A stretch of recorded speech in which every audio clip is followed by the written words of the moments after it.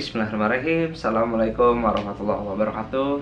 Ketemu lagi sama saya Canun Kamil di channel Ihsanul Kamil Pratama ini.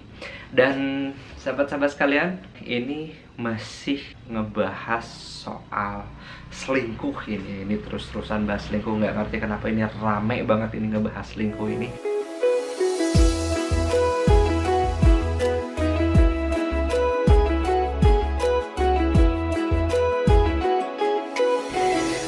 Dan ada satu komen yang cukup menarik perhatian saya dan menjadi bahan diskusi waktu saya nge-share ini. Kan, menurut Akan gimana sih kalau misalkan suami saya itu selingkuh tapi buat poligami?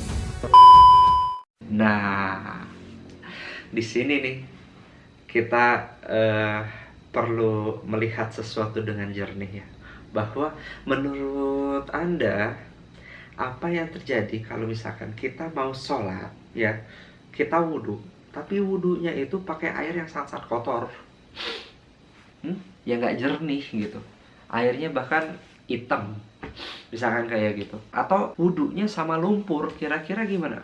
Itu bakal bagus nggak? Sah nggak kira-kira sholatnya?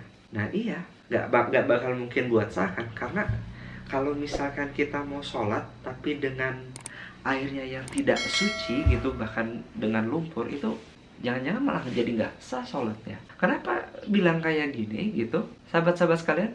Poligami itu memang ibadah, betul. Tapi memulai sebuah ibadah dengan sesuatu yang namanya tindakan zina, oh, ini nggak make sense. Ini nggak make sense. Coba cek, saya tantang Anda gitu, coba cari tahu di sejarah, di sirah Nabi.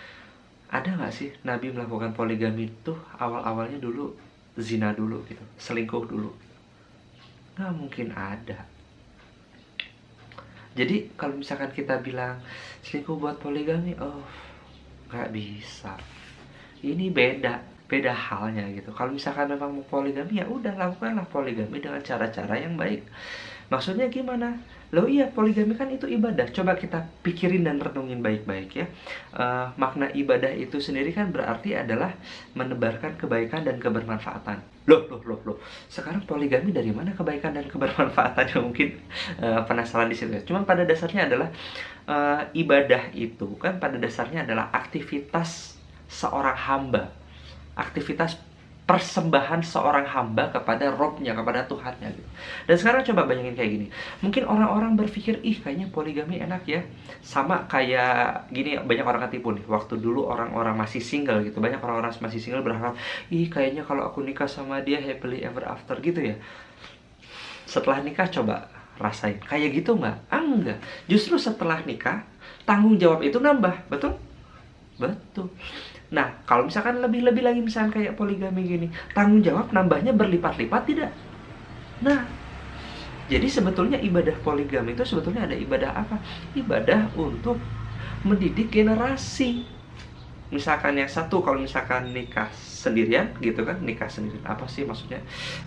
Monogami gitu ya, membangun generasi bersama satu istri. Kalau misalkan poligami, dibolehkan untuk membangun generasi bareng-bareng sama 4 istri. Pertanyaan saya, sama satu istri aja menantang tidak? Susah tidak? Nah, apalagi misalkan 2, 3, 4. Ini nih perlu usaha yang besar, perlu pembelajaran yang besar, dan juga perlu kerjasama dari banyak istri ini. Kalau misalkan tujuannya adalah untuk membangun generasi. Maka misalkan balik lagi, kalau ternyata tujuannya mau nikah misalkan hanya karena nafsu aja gitu, sorry to say, monogami aja ya, misalkan aduh suka misalkan karena ketertarikan sama seseorang, kemudian menikah, dan kemudian ternyata menemukan bahwa pernikahan tidak seperti ekspektasinya. Banyak nggak sih kira-kira benturan-benturan realitas yang ternyata sadar, seperti itu nggak? Apalagi ini gitu. Justru kalau misalkan memang mau poligami, disiapkanlah satu kapasitas diri dulu, disiapin. Jangan sampai misalkan kalau misalkan diam-diam misalkan buat poligami gitu ya. Ini nih mirip seperti bangun bisnis ya, bisnisnya itu SOP-nya belum matang ya. Misalkan Anda baru buka bisnis bulan lalu, SOP-nya belum matang. Terus kemudian Anda franchise-kan hal itu gitu. Ketika Anda franchise-kan hal itu kepada seseorang, sistemnya belum matang, ini Anda jualan apa? Jualan sistem yang belum matang, ini sama aja Anda menjual kegagalan. Kan gitu. Ini sama, nah makanya pertanyaannya juga kalau misalkan memang tadi balik lagi tadi mau poligami. Pertama, pernikahan pertama sudah terbilang sukses belum? Istri sudah bahagia belum? Kalau istri belum bahagia, misalkan berantem misalkan sama istri tapi kabur misalkan cari orang lain, ini Anda sama aja bakal menduplikasi kegagalan.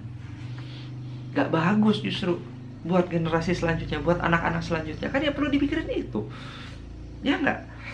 Nah maka balik lagi, kalau misalkan memang mau poligami, sok kuatin dulu, siapin dulu kapasitas dirinya, ngobrol sama pasangan gitu ya, ngobrol sama pasangan, mah ada rencana kayak gini, kenapa ini gini, mau nggak, siap nggak buat kerja sama? Buat kerja sama, bangun generasi ini menantang, mendidik anak ini menantang. Tugasnya suami kan nggak cuma bikin anak, tapi juga adalah gimana caranya anak yang sudah dititipkan lewat istri, sudah di-ACC sama Allah, itu dididik betul-betul. Biar jadi apa? Biar jadi sebaik-baik manusia yang bermanfaat buat sekitar.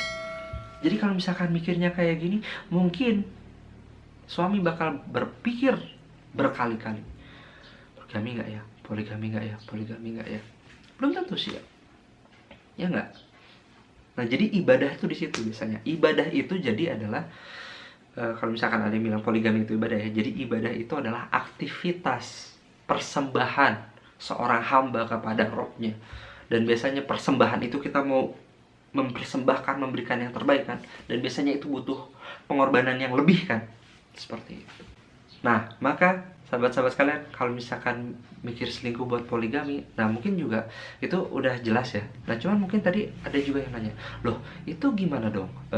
Rasulullah kan dulu boleh jadi ada beberapa pernikahan yang sebutlah dia nggak perlu diskusi dulu sama istrinya, beliau nggak perlu diskusi dulu sama istri. Jadi saya misalkan sebagai seorang pria, diam-diaman aja nggak apa-apa dong.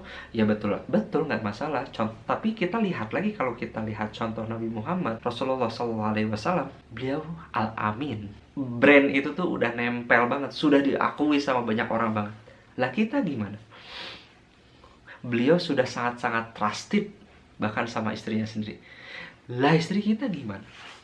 Kalaupun misalkan ternyata ada beberapa orang yang saya temuin, istrinya sudah betul-betul memberikan kepercayaan penuh, dan kemudian suami nggak ngasih tahu istri dulu tentang hal itu beda soal.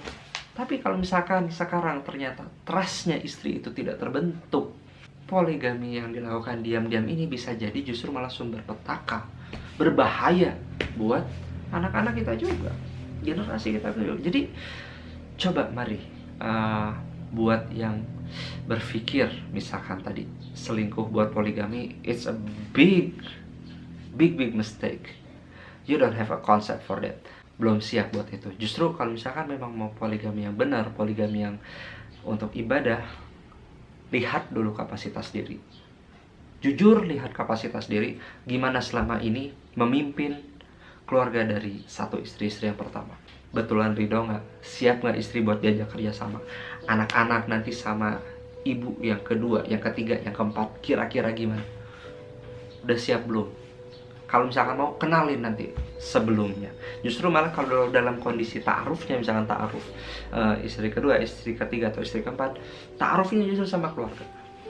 Bukan bukan banyak-banyak berdua-duaan di dalam sunyi, tapi justru kenalkan, ini loh visinya kayak ini loh, nah coba kenalin kayak itu, insya Allah contoh yang lebih baik dan ibadah yang insya Allah bakal nyampe tujuannya untuk membangun generasi yang jauh lebih baik.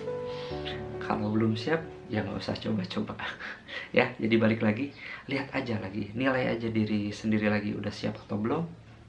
Dan yang pasti, selingkuh buat poligami, it's a big no. Oke, semoga bermanfaat sahabat-sahabat sekalian. Kalau suka like aja, Kalau nggak suka, dislike aja. Kalau punya unek-unek apapun tentang video ini, boleh silahkan komen aja.